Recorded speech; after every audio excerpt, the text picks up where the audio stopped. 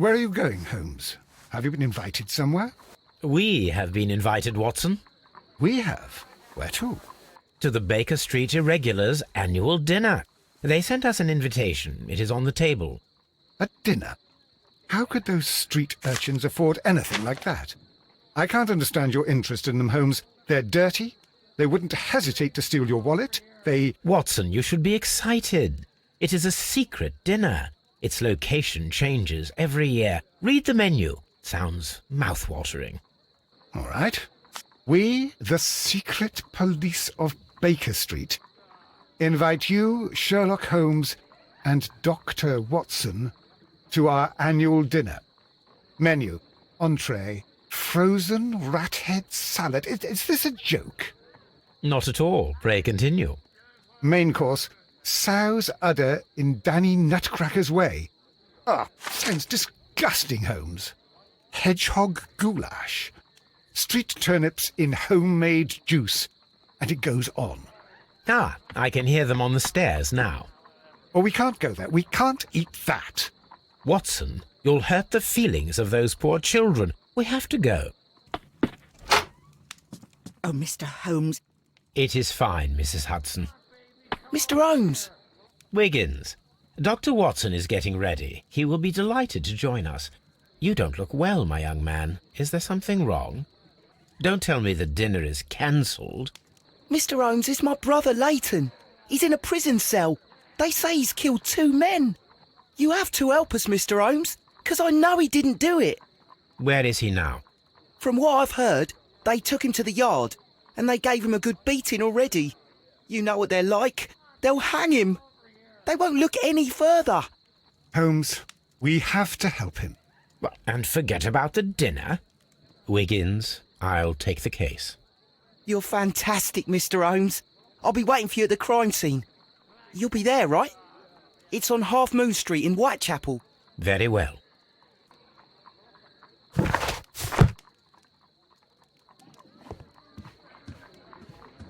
Hello, Toby. All you need now is a shawl and a mop cap, and you could be Mrs. Hudson's younger sister.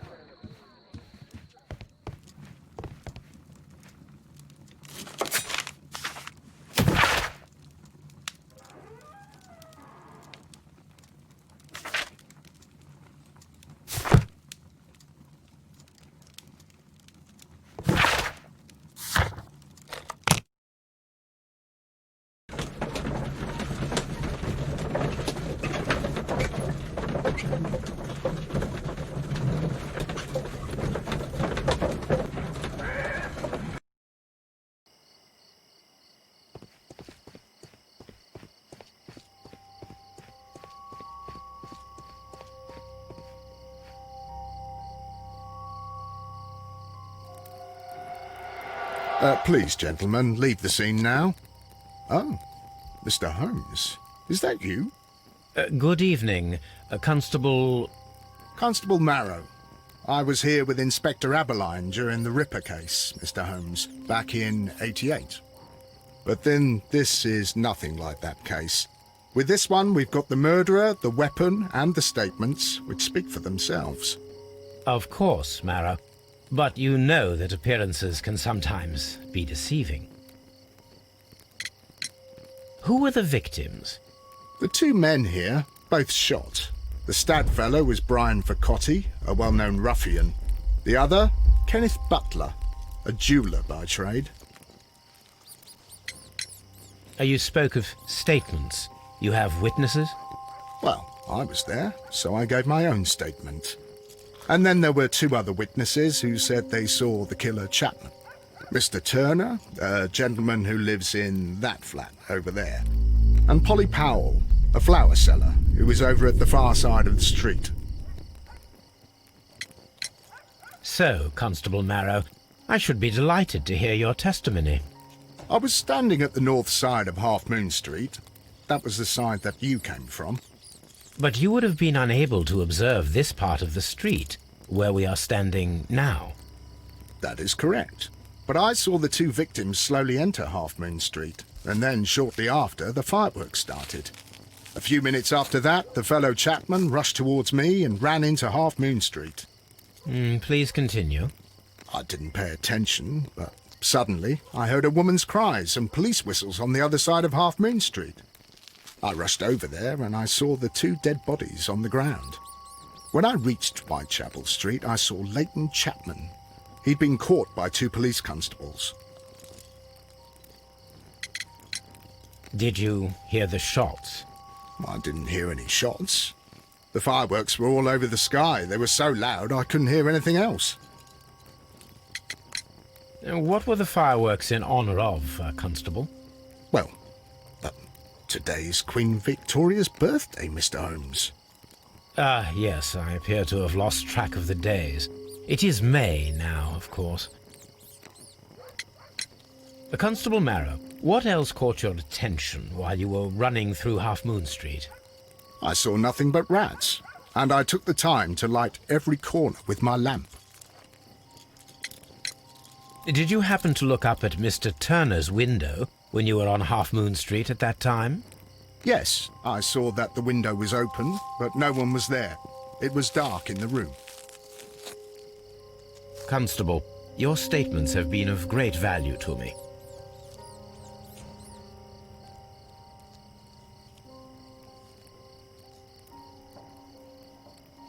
The bullet struck his head. This man didn't stand a chance.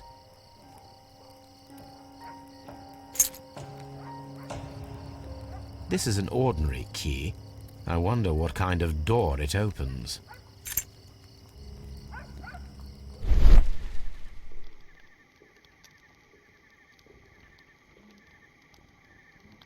A piece of wood that has stuck between the cobblestones. Let us take a closer look. This shard of wood is quite new.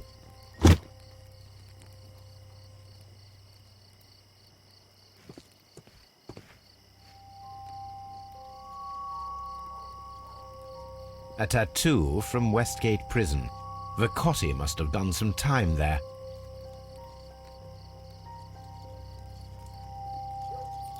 He tried to stop the bleeding with his hand.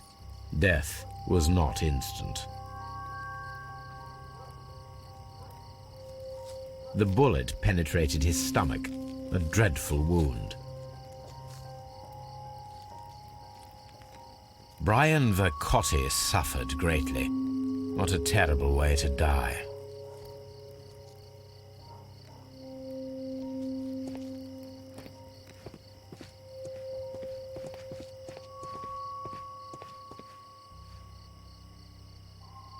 Good evening, Mr. Turner. I heard Constable Marrow reply to you as Mr. Holmes. Are you that detective gentleman? I've heard of you. And well, I know things about this evening. Excellent. Might we hear your story?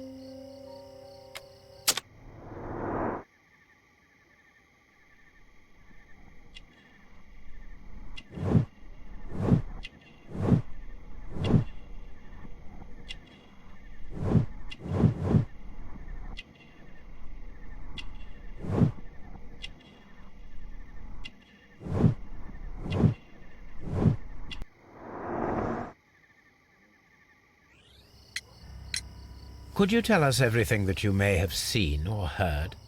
I was already in bed when the fireworks started. A few moments after, I clearly heard 2 gunshots from outside. Please continue. I quickly got up and I grabbed the lamp from my nightstand and I rushed towards the window. I looked down and I saw 2 bodies. And there was a man with a gun who was standing nearby. Where exactly? Well, near this body. Did he notice you? I don't think so. He rushed towards Whitechapel Street without looking around. Mr. Turner, did you see anyone else in the street? No, I saw no one but that man, the murderer, the fellow they caught.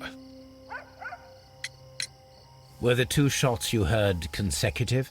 Yes, there was a very short pause between them, and they sounded different somehow. It seemed to me that the second shot was louder than the first. That is an interesting comment. Mr. Turner, What were your actions after you stepped up to the window? I was afraid that the man with the gun might return, so I stayed close to the window till I saw the policeman coming in the Half Moon from Whitechapel. Then I walked out to tell them everything I saw. You have helped us a great deal, Mr. Turner.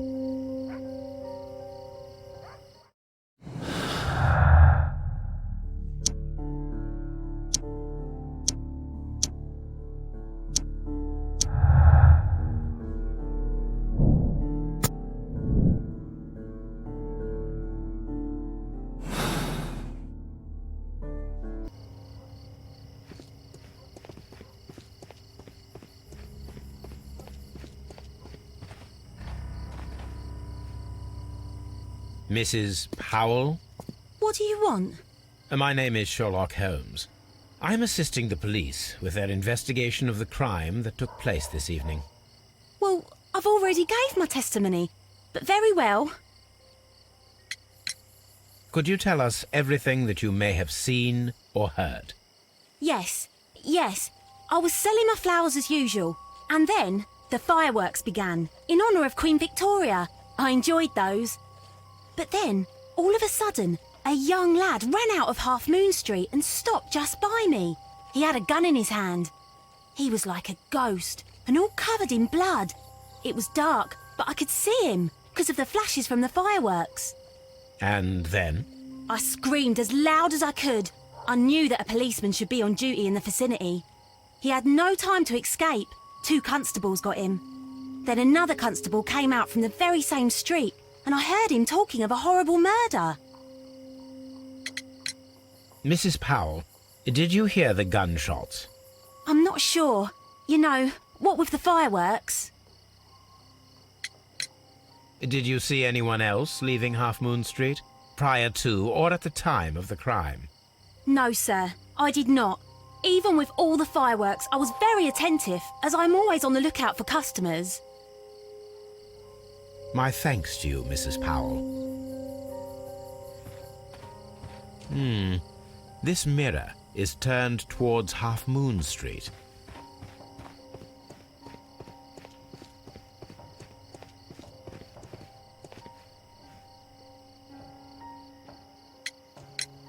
Mr. Turner, you have stated that you remained close by your window after the crime, is that correct? Oh, yes, Mr. Holmes. I stayed at my window until the policeman arrived to examine the dead bodies. That is very interesting, Mr. Turner. Constable Marrow stated that he did not see anyone at the window when he was running through Half Moon Street. Well, I think Constable Marrow and me, we might have been distracted by the whistles and shouts coming from Whitechapel. We could have missed each other somehow. You understand what I mean? It was a bit of a stressful moment, to tell you the truth, sir. Allow me to form my own theories, Mr. Turner. Would you mind showing me the view that you had from your window? Not at all, Mr. Holmes. Please, follow me. Mr. Turner appears to live very modestly. This fire is dying out. It was last tended to over an hour ago.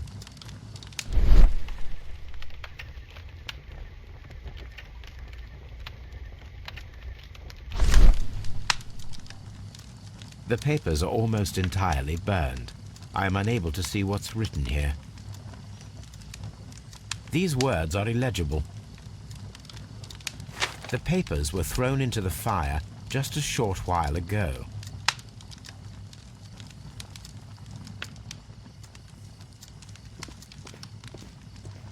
Mr. Turner was roused from his bed by the sound of gunshots.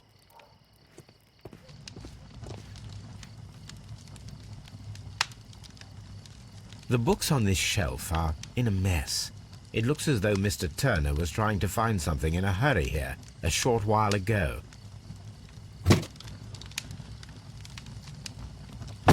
A perfect match. So, Mr. Turner broke his stick when it became stuck between the cobblestones. He did not mention that he was so near to the victims.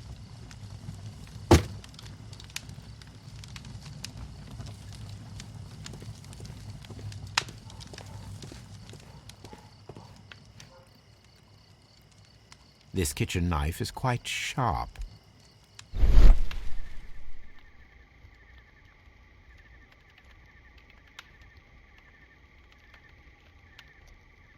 There are pieces of shredded paper scattered over the table. This kitchen knife was used to cut the paper.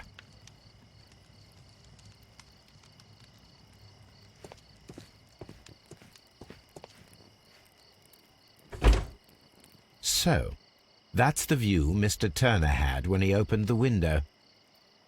Brian Vercotti's contorted corpse. The dead body of Kenneth Butler. Mr. Turner had a perfect view of the crime scene. He saw the bodies clearly, and Leighton Chapman standing over them.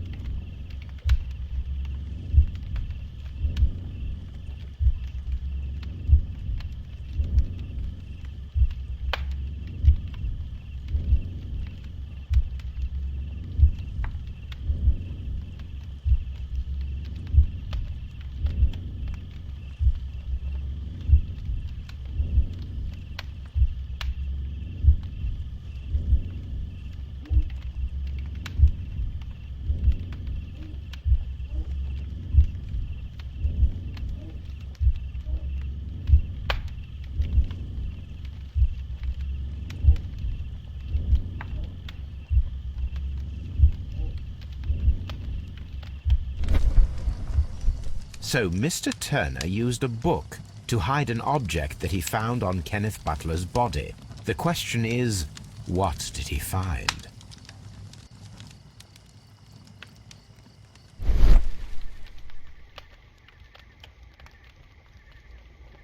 I can see prints from greasy fingers upon the cover of this book. Let us take a closer look. Well now, what a find! A precious jewel, concealed inside a book. A bracelet with a unique ram's head design, a distinctive feature of ancient Grecian artifacts, probably of the Hellenistic era.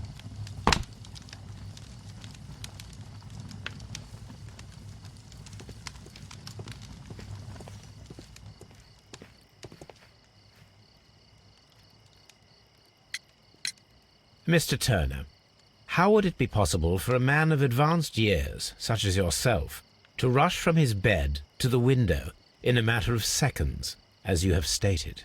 Well, I'm able to move very quickly, despite my age. And when the situation requires it, Mr. Holmes.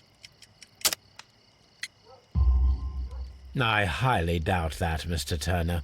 I observe that you suffer a severe limp due to your injured right leg.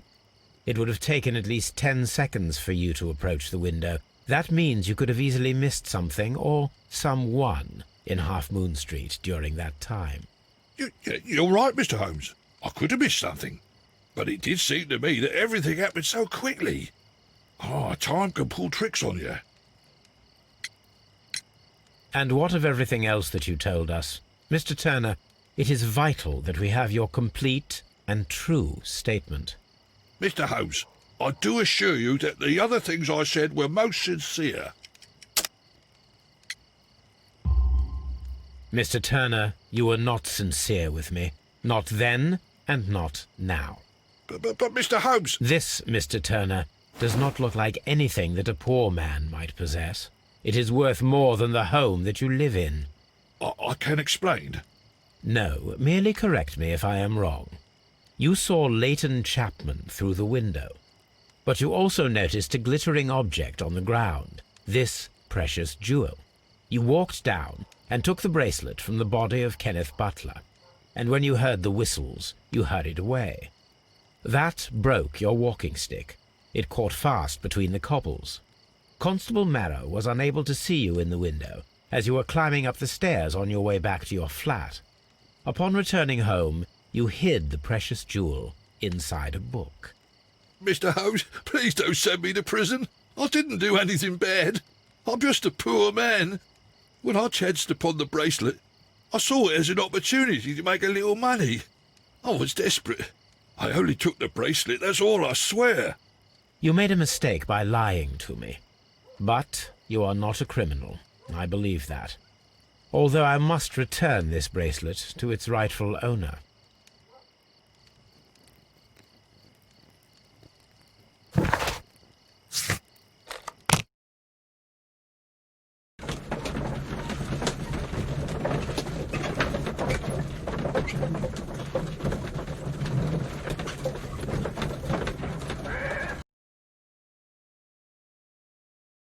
Mr. Holmes, whatever brings you here so late at night? I'm interested in the case of young Leighton Chapman. He was arrested earlier this evening and accused of a double murder. I beg your pardon? That case is quite clear to the police. Or are there any new facts that we don't know about? Who knows, Inspector?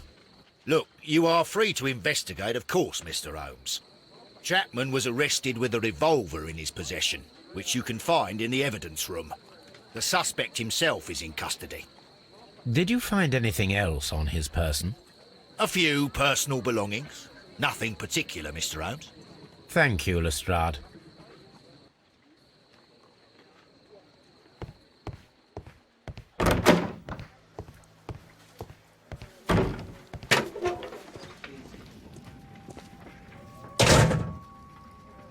A cheap watch, bought with his own money, no doubt. These cigarettes are filled with cheap tobacco, nothing interesting. So this is the gun that Leighton was holding when he was caught by the police. It is a Webley revolver, a reliable weapon. It seems as though the shells were not removed from the cylinder.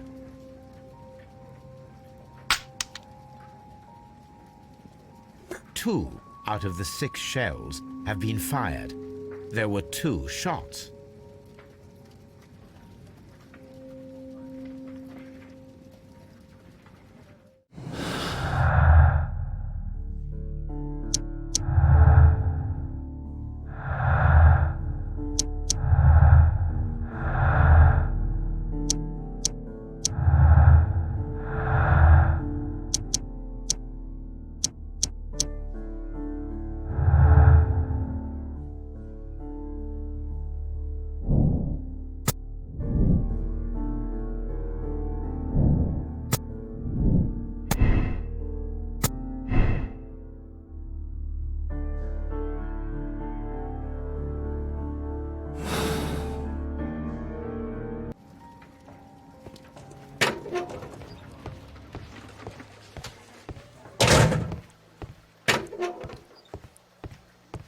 Please escort this suspect for interrogation. Good evening, Mr. Chapman. Who are you? I've got nothing to say. It's all a mistake. Calm down, Leighton. I have come here to help you. To find out if you truly are innocent, as your younger brother Wiggins has told me. My brother? You know him? Then that means you're... Sherlock Holmes. Oh, blimey. All right, Mr. Holmes. I'll tell you everything.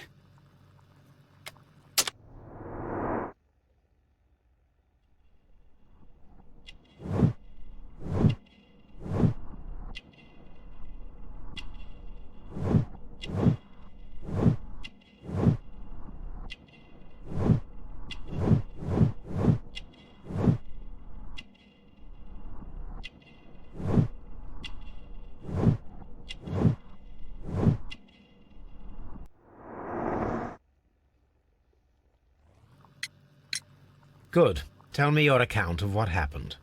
I left my work and I hurried up to see the fireworks in Whitechapel. I was late, so I decided to cut through Half Moon Street. I saw the first fireworks light up in the sky. I bumped into a constable on a corner before entering Half Moon. Then suddenly, what with all the firework flare, I saw two men. They were both lying flat in the middle of the street. I stopped where I was. I thought about turning back to the police, but as I was thinking of that, I saw a third person. He was leaning over the body that was furthest from me. The second I saw him, he raised his head and he stared at me. In a flash, I saw his gun, but he made a dash for it instead and he escaped through Whitechapel Street. So you might still have had time to return to the constable. I panicked. I didn't know what to do. Anyway, I approached the bodies just to see if they were still alive. I saw that one had blood pumping out of his stomach. He was dying. It was horrible. The second one was already dead. He had a hole in his head. He was holding a gun in his hand, though. I took it, and then I followed the third man. Interesting. Pray, continue. I turned a corner, and I saw the man standing in the middle of the street. He seemed to be in some sort of panic. And then, Mr. Holmes, something strange happened. I told the police and they laughed at what I said, but I swear to you, my words are true. I started running towards him. But then I was blinded by a flash. It was so bright that I hardly saw anything for a good dozen seconds. But I kept running forward. As I arrived in Whitechapel, I heard a woman screaming. And then I was caught by the police. But there wasn't a trace of that man. Of course, then they found a gun and all that blood. I couldn't see the murderer escaping and all that mess. Perhaps I was still half-blinded at that moment. A thrilling account, my young man. Leighton, are you able to describe the person whom you saw standing in Half Moon Street? Well, I wasn't able to see his face at all. It was too dark, and he was too far away. I could see his silhouette. And what about that? Nothing so special. He was wearing a jacket. He was quite average in size and his weight. I see. Was there anything else that struck you at the time? No. But perhaps it's strange, but I can't remember the sound of his footsteps as he was running away. Perhaps it was because of the fireworks or the surprise of me seeing him. Leighton, I confess I am puzzled. Why should a young lad like you take a gun from the hands of a dead man and set off in pursuit of a probable killer? I know. I keep wondering that, but at the time it was like a reflex. A criminal ought to be arrested, and he was armed. You were willing to risk your life. That was a little foolish, unless you wanted revenge. No, Mr. Holmes. I was just being brave and stupid. I'm sure that you were, but I believe that you may have recognized one of the victims, Brian Vercotti. You knew that gentleman well, did you not? However could you know that? You have a typical tattoo of the Westgate Brotherhood upon your hand. I observed exactly the same mark upon Mr. Vercotti. You came to know him from your sharing a past prison sentence. Am I correct, Mr. Chapman? God. You're right, Mr. Holmes. Would you tell me a little about Brian Vercotti? We were convicted for a robbery. Once in prison, both of us joined one of these fraternities. During that year, we tried to help each other out, you know? You were quite young then, I believe. Yes, Mr. Holmes, we were. We'd only stolen a pound of meat. After we were released, and when I saw what my little brother had become, I decided to work towards living an honest life. And Vercotti? He had a hard time. His sister had died in a Whitechapel dispensary while he was in prison. He had no family anymore. Our paths split.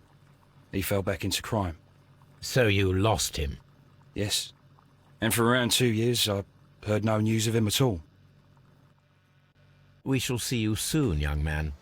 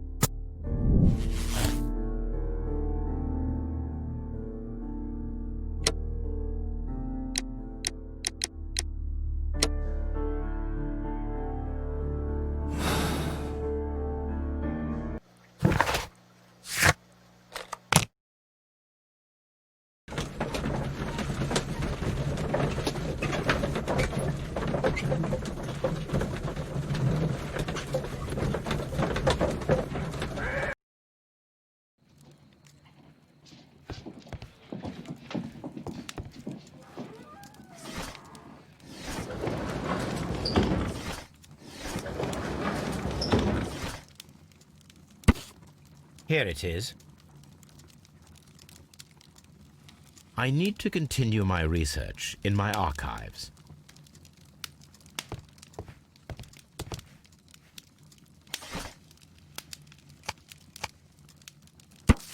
Here it is.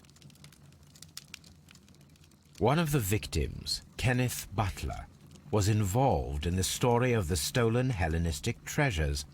A visit to his pawn shop should tell me more.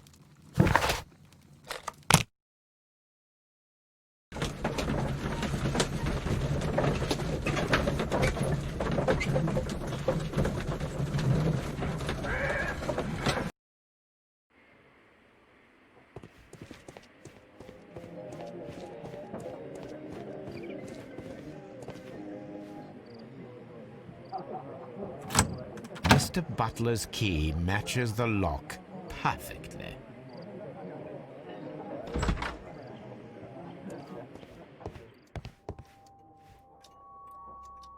Crampons and a sharp ice axe would only be brought here by a mountaineer.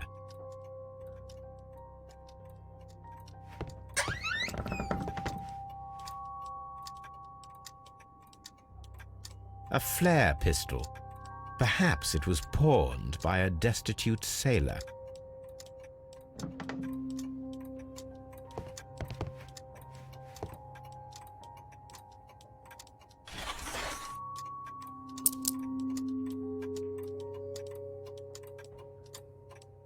The ram's heads. This necklace belongs to the 5 Rams of Mittelin collection. Interesting. That means that Kenneth Butler owned a part of this collection all this time, 10 years after the theft.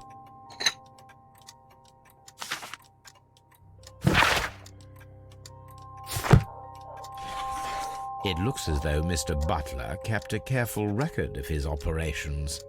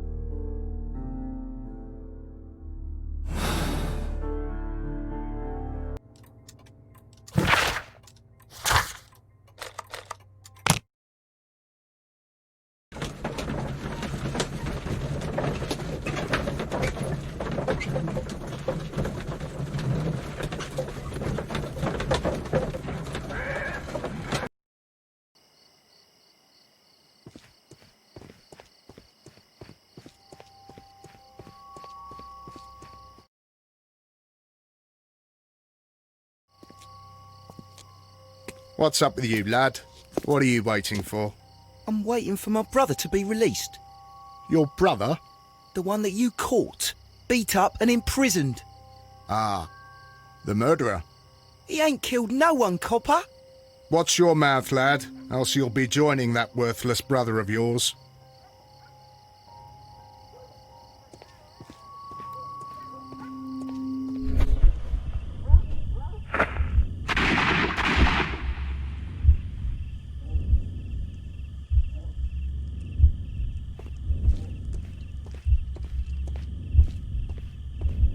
I am unable to see any higher. I need to find something to lift my lamp.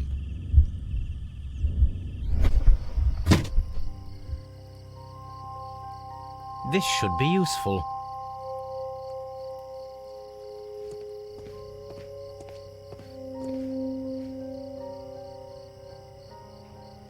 This is most definitely a bullet hole.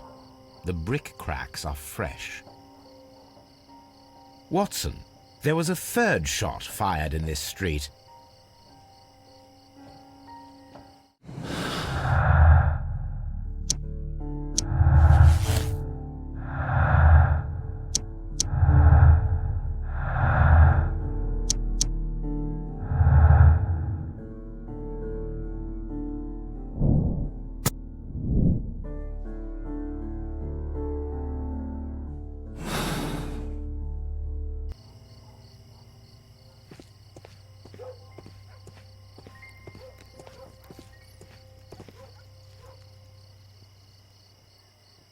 Constable Marrow, I would value your assistance in this investigation. It would be my pleasure, Mr. Holmes. I would like to make sure that there are no places in Half Moon Street where a man could hide while you were running through it with your lamp. All right, Mr. Holmes, what should I do? Take your lamp and start walking, just as you did before, and try to find me. Understood.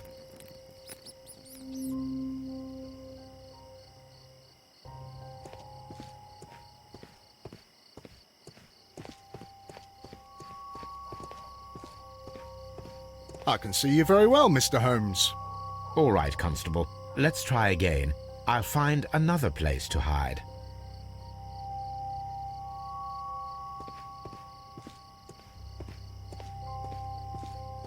Here you are, Mr. Holmes. All right, Constable. Let's try again. I'll find another place to hide.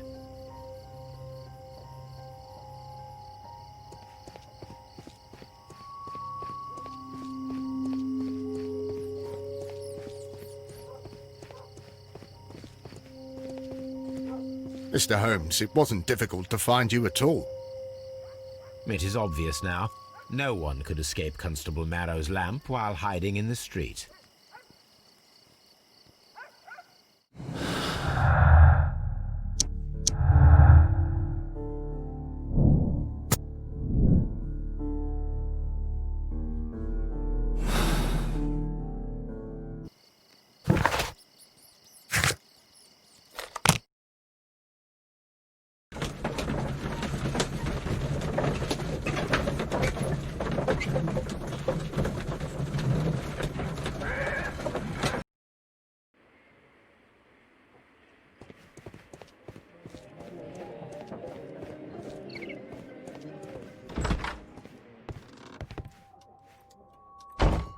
These tools are exactly what I need to climb the wall.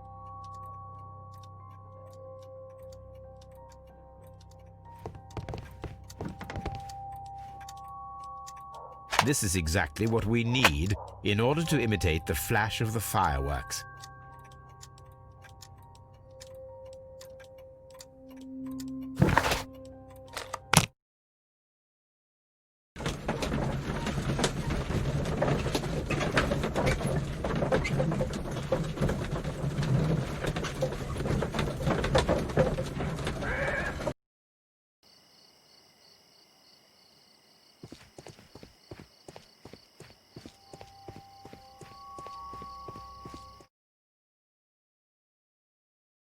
Why are you looking at me all the time like that?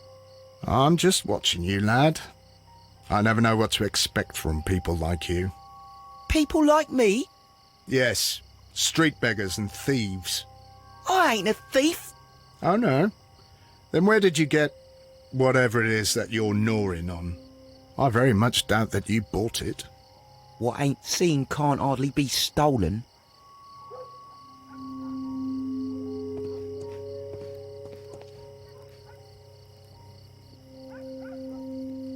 Constable Marrow, Watson, I would like to perform another kind of reenactment with your help. I'm listening, Mr. Holmes. I want to check if Leighton's testimony can be trusted. If someone could vanish into thin air at a specific moment.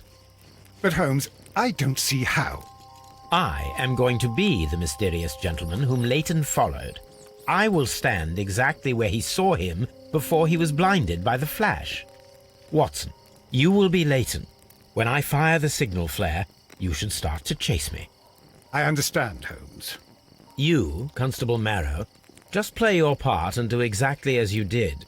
Just, please, wait 5 seconds after the signal flare. I doubt that Polly Powell would have screamed any earlier. As you say, Mr. Holmes. Let us begin then. Catch me if you can.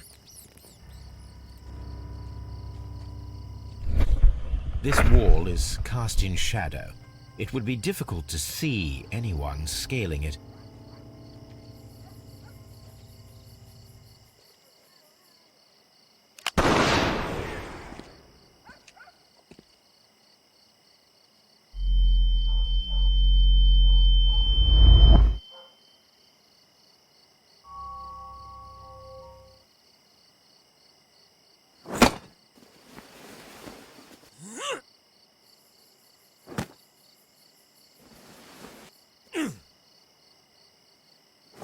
I can barely see anything.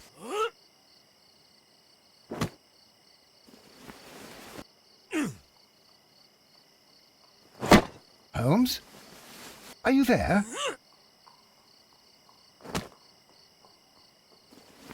Where is he? My God, a man can't just disappear like that.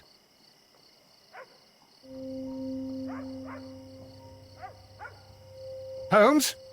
Holmes? Where are you? I cannot see you, Mr. Holmes. Dr. Watson, it seems that Mr. Holmes has disappeared. Don't worry, gentlemen, I am up here, above your heads. How on earth did you get up there, Holmes? I am using crampons and a climbing axe, although the person we are looking for did not leave any traces of such tools. Constable, is there any way to get to the top of this building? Yes, Mr. Holmes, I can show you. The door to the building can be found from Whitechapel Street. Gentlemen, I am on my way down.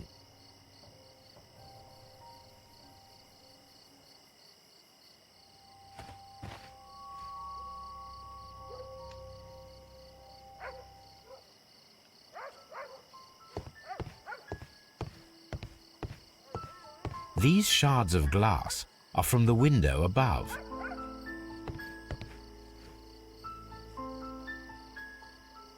It's empty. Someone broke through the window to get inside the attic, but in his haste he ripped his jacket.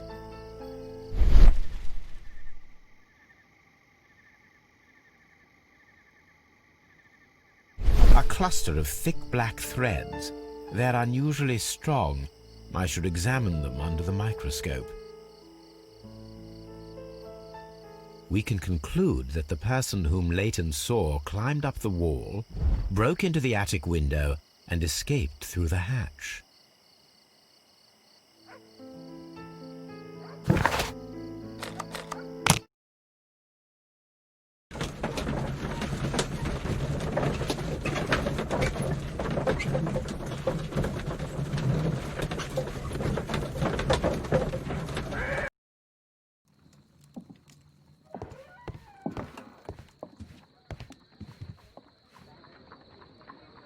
Let us take a closer look.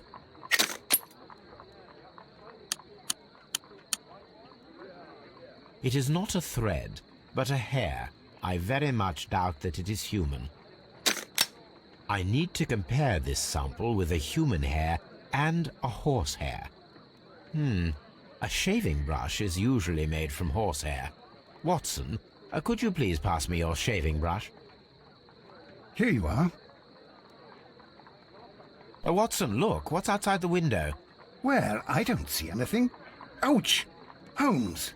Oh, don't make such a fuss. One little hair. This is a most unusual hair. Human hair is significantly thinner than the black sample. The horsehair is thinner than the hair that we found. So, this black hair belongs to an animal, and it is larger than a horse. A hair from a large and exotic animal.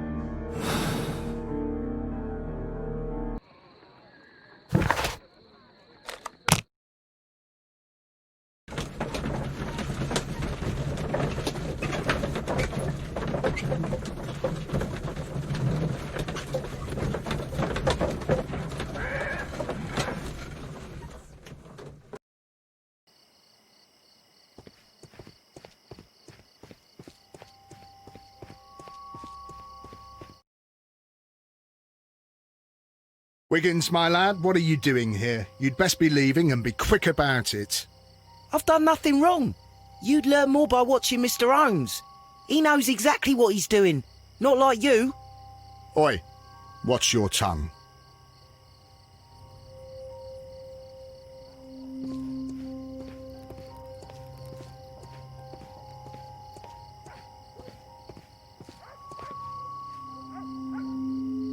Mr. Holmes?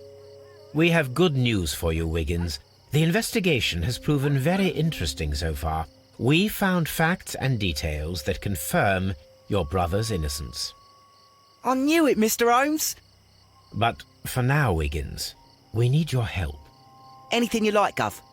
I need you to locate a circus that has stopped over in London. It needs to have disposed of at least one exotic animal, a very large one. You can count on me, Mr. Holmes.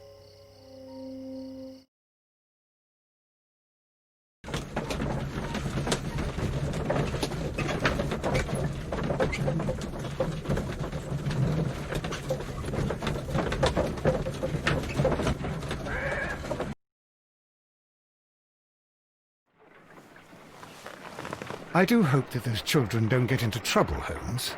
Don't worry, Watson. I predict some news in 7 seconds. Mr. Holmes, we found it. Here it is. And this is a young Indian elephant, the highlight of the show. Duval Brothers, a well-known travelling circus that is currently stopped in London. I believe that is exactly the type of circus we are looking for. I'll pay it a visit.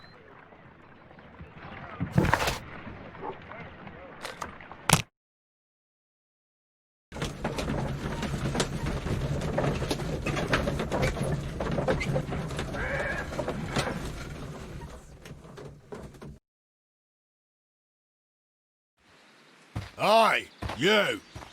Stop right there. Good morning, sir. Pardon me, but why am I not allowed to walk around here? Because it's private. Well, I only wanted to meet the artistes. Hmm? You're wanting to apply for... Nah, you don't look like the type of, artistic lockpicker that we're looking for. You might be surprised. What? Nah, I don't think so. Clear off.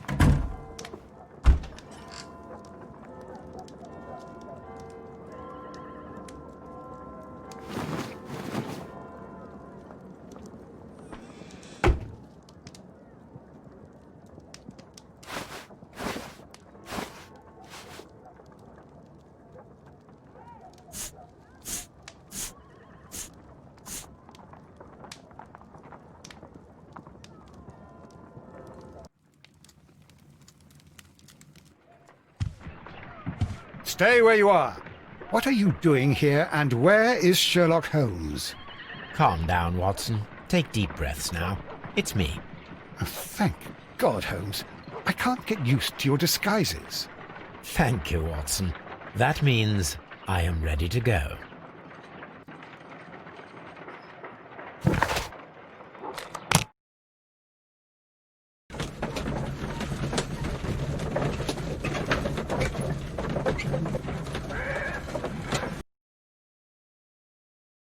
Who are you? What's your name? My name is Nigel. I'm here to open the locks. Talented, eh? Let's see. Go inside the marquee and show yourself to Charles Foley. And I'd highly advise you not to trick him. Got that? I've got it.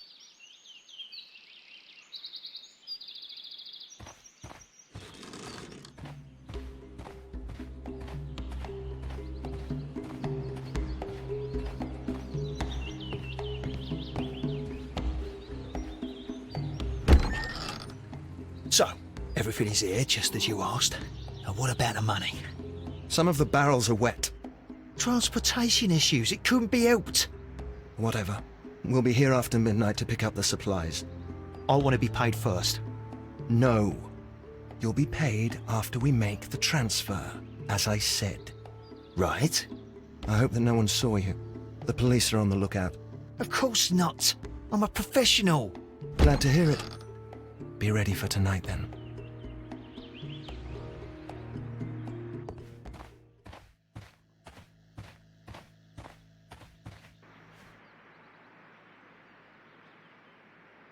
This wooden barrel is damaged. It is difficult to say what is inside. There is a spot on this barrel that was intentionally painted out.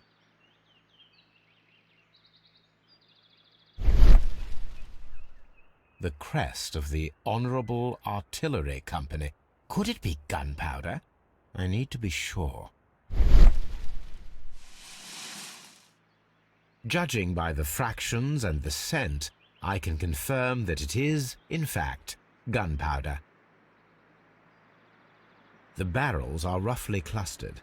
It seems as though they were brought here in a hurry.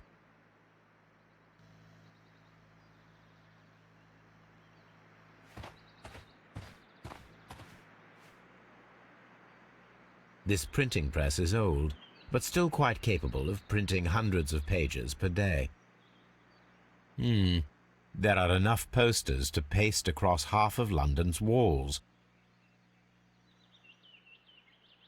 That's a picture of a contemporary gentleman wearing a Robin Hood hat. Interesting. From lambs into lions. Those are words of encouragement and defiance. This poster was clearly made to fire up rebellion amongst the people. Powder kegs, a printing press, and a great many blank papers. All of this was stolen by the Merry Men quite recently. And these poster samples. I am quite sure it is not a coincidence. The Merry Men are planning some sort of sabotage. Stop right there. Who are you? Are you Charles Foley? Maybe. They say that I can open any door. Do they now? We'll see that lock near the chains on the table over there. Open that.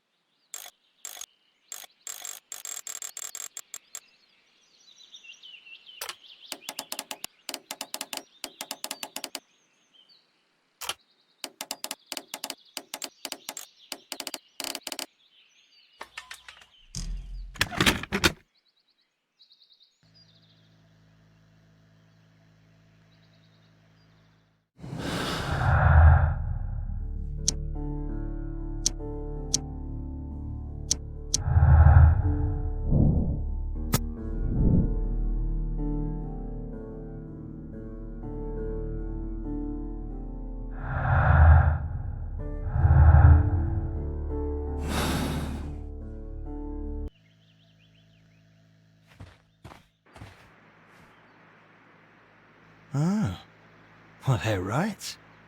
What's your name? Nigel Shirley, from York. Ah, Nigel from York. Never heard anything about you. How'd you hear about me? It's a long story. I met your brother, Vincent the Butcher Foley, in prison. He told me all about his betrayal and all about you.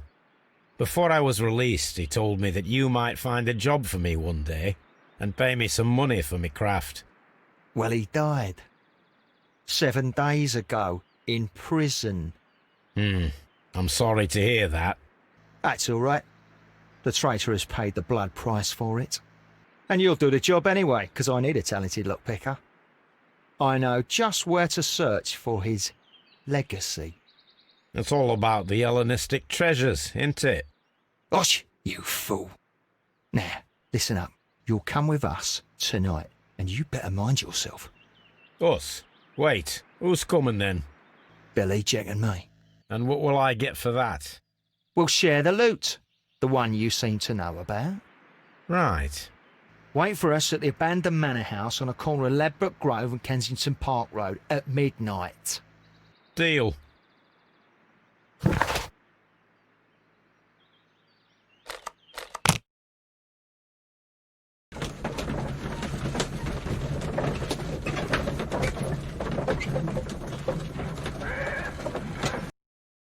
Here I am at the manor. Somewhere inside it are the Hellenistic treasures. This lock is quite old. It shouldn't be much of a challenge.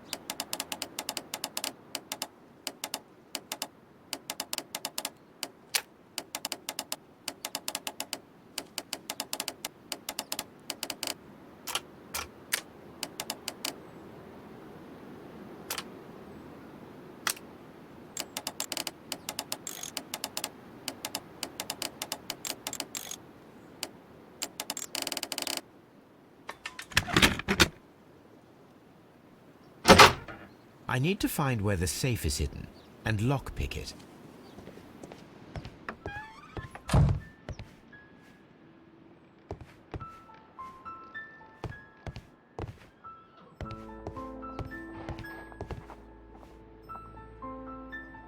Several books have fallen from the shelves.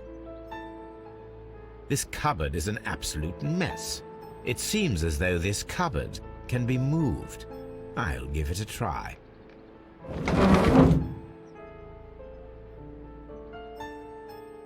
So, that's the lock I must open tonight. Let me see.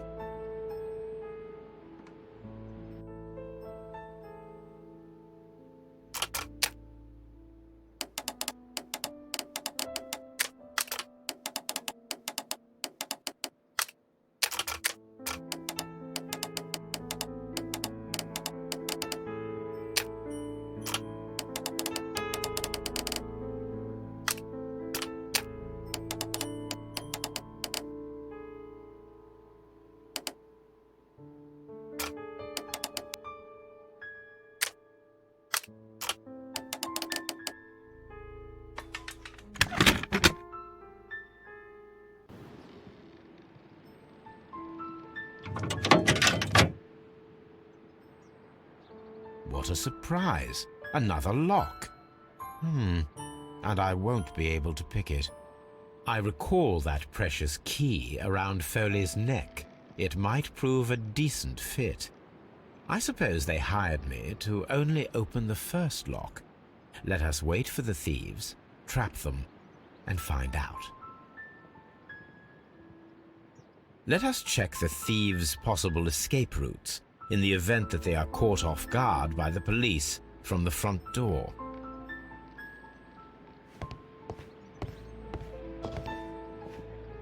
This door is a perfect means of escape in an emergency.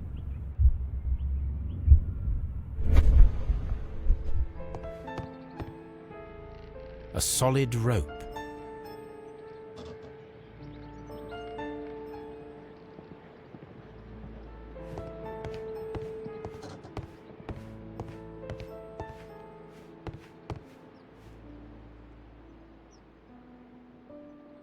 I wonder what this old chandelier is doing on the floor. It looks as though it was poorly attached. I suppose that the thieves already tried to open the lock with this formidable hammer, but they were unsuccessful.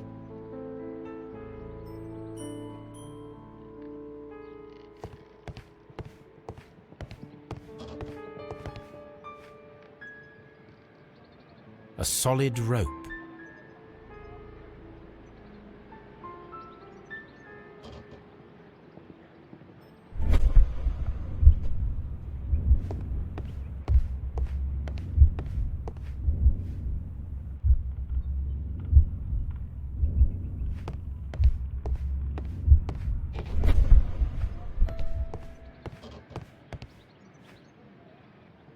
This door leads to a kitchen, which holds the shortest route to the back door.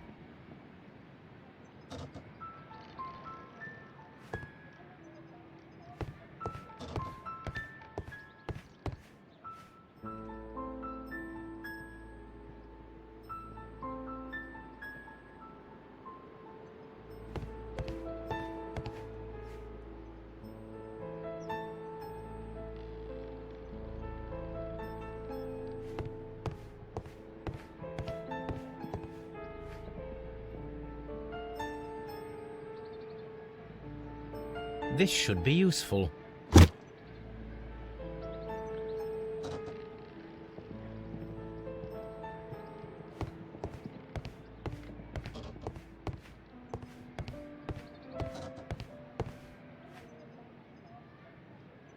A solid rope.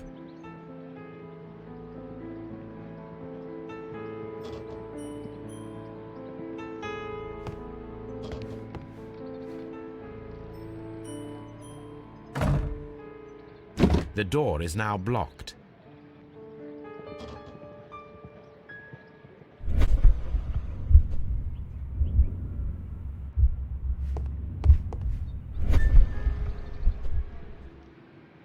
This should be useful.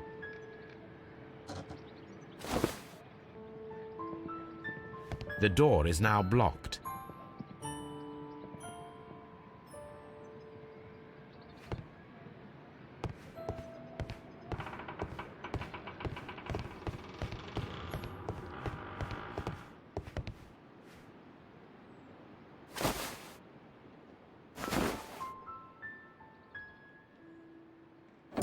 If anyone takes the hammer, the rope will uncoil and make the chandelier fall.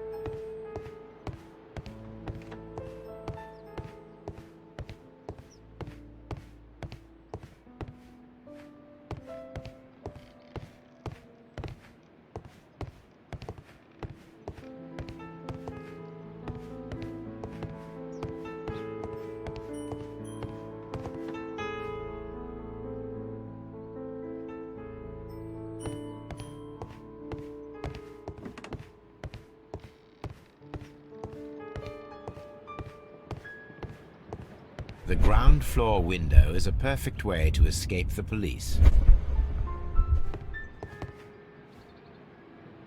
This hatch leads to a cellar.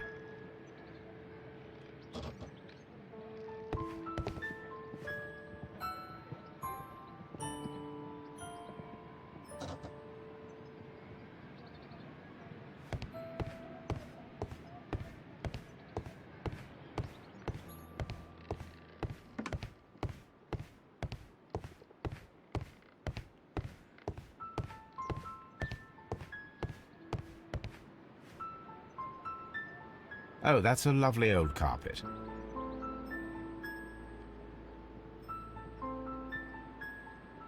The door is now blocked. If he runs through the dining room and takes a sledgehammer to force open the door, the chandelier will knock him down.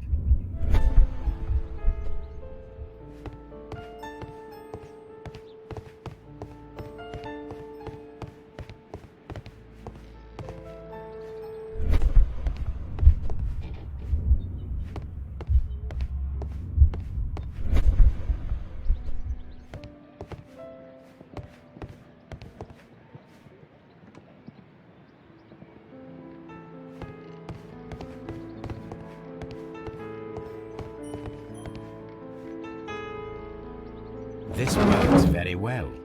No one will escape through this window now.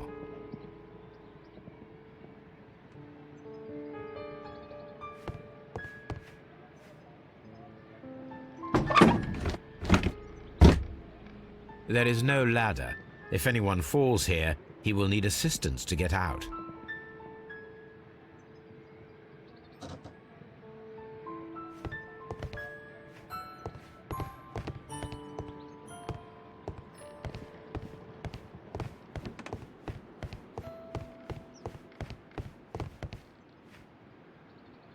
This should be useful.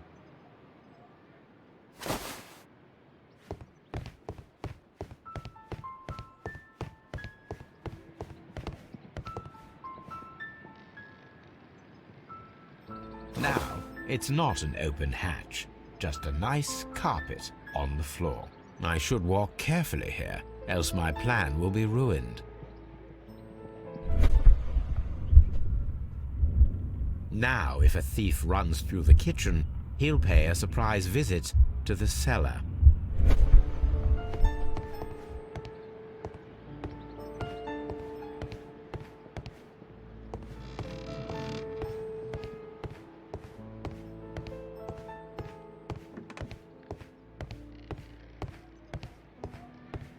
Although this window is high above the ground, it would be possible for one of the thieves to attempt to use it for their escape.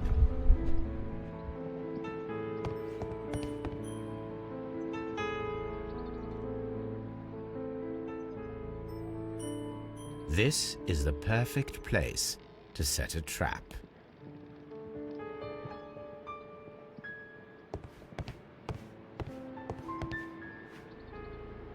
This should be useful.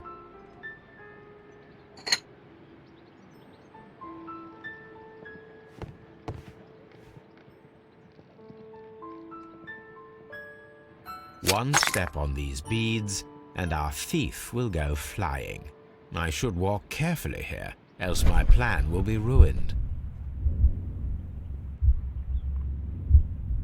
Any thief who finds his way upstairs will roll down very quickly. The traps for my circus companions are all prepared. I can leave now, but I'll return later with Charles Foley and his companions.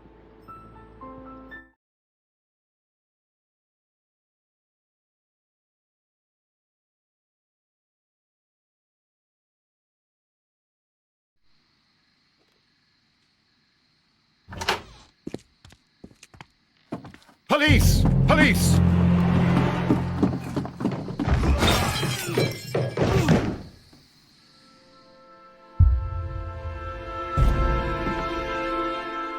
Stop where you are! Where are they? Trapped, Watson, with your assistance. How so? You sounded just like a real bobby, my dear fellow. You startled them into the traps. I did? I assure you, Watson, it was quite an entertaining show. They will not escape the house now. You scum! And this is the pistol used for the murder in Half Moon Street. How'd you know about that? Have you closed the case yet, Sherlock? Mycroft, what are you doing here? Did you follow me? Sherlock, it may seem that I used you, but you should be pleased to know that you have served our queen well, in this instance. So now, let us catch the big fish. But this man is not one of the merry men? No. Then why exactly are we here, Sherlock? This gentleman, Charles Foley, has been involved in a double murder, and the hunter of a set of valuable antiques, the Hellenistic treasures, which disappeared in a theft many years ago. You're no better than the coppers!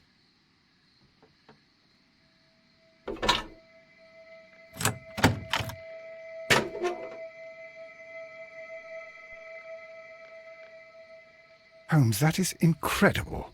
The Hellenistic treasures. Indeed. Nothing but trifles. Where are the merry men? I don't know why you are asking me, Mycroft. They are yours to find. I'll see you soon, dear brother.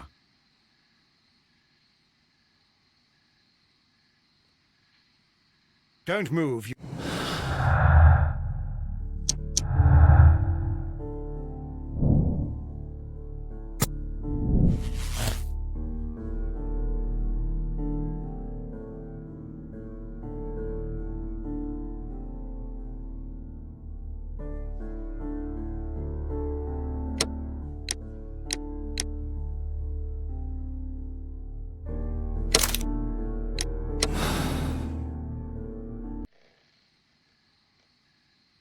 Charles Foley, you committed the crime of premeditated murder and of theft.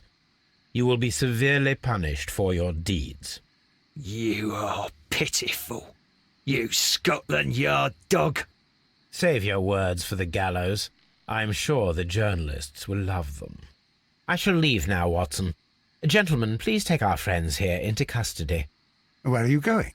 I have unfinished business. I'll see you at Baker Street.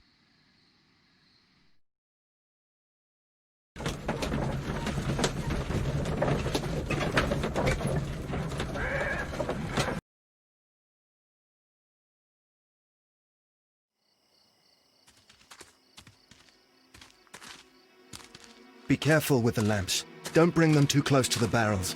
Good evening, gentlemen. Who's there? That is of no importance. What matters is who you are and the plans that you have here.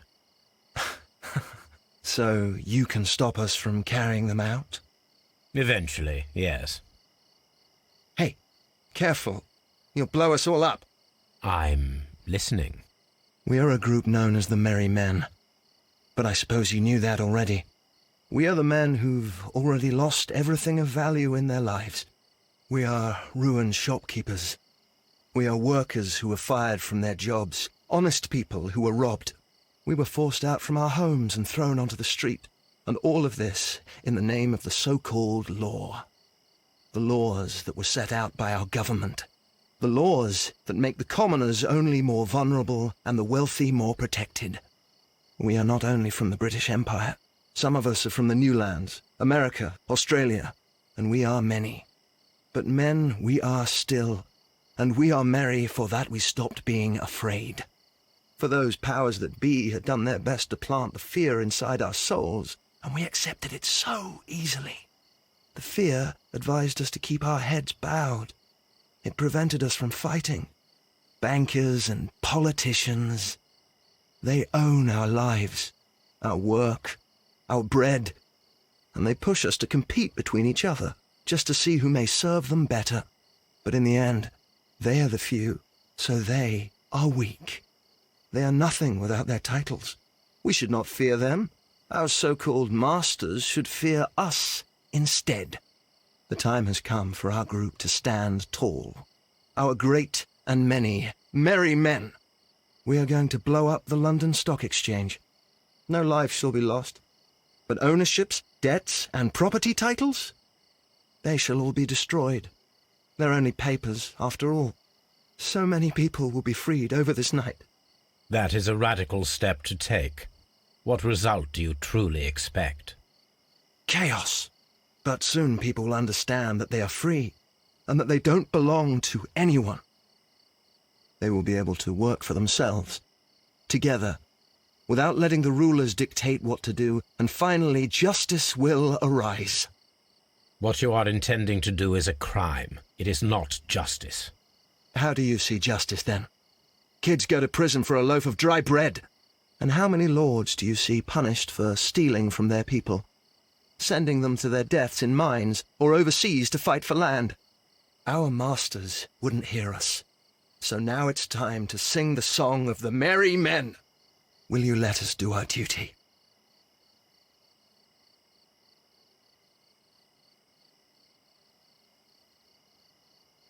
When people fight the Order, they are too blind to see the consequences that throw society into chaos. I shall stop your actions, but not you. Run. Now!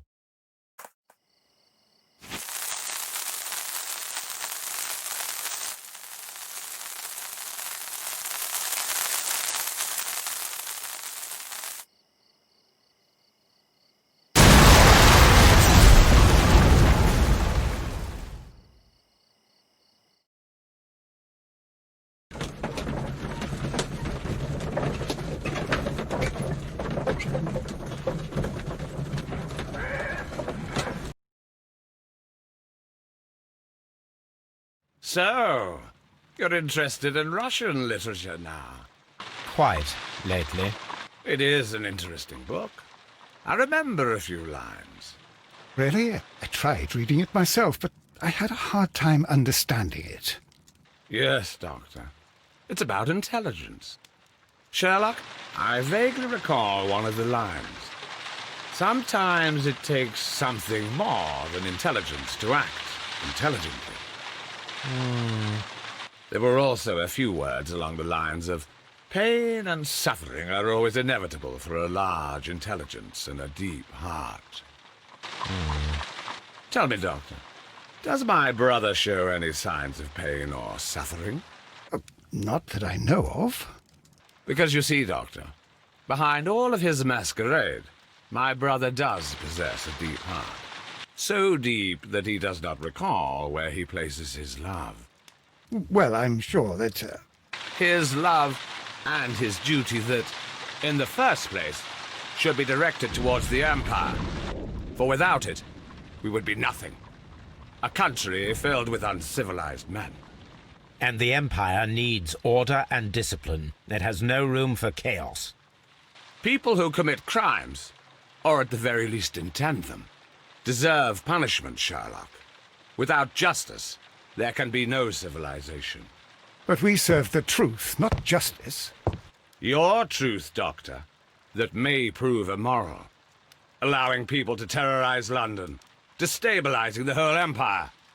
Terrorize only the powers whom you serve, Mycroft. Not I, not Watson, not Mrs. Hudson, not Wiggins. Sherlock, the merry men are to be stopped. Not by me. You created the merry men. Stop them yourself. Only make sure that you don't create 10 more merry men by arresting the one. Good night, Dr. Watson. Anything in the post, Watson?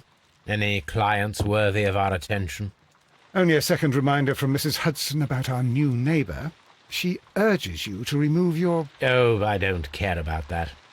Holmes, the lady who will be moving in shortly has requested the use of our spare room to place all of her boxes. Wait, what? A lady?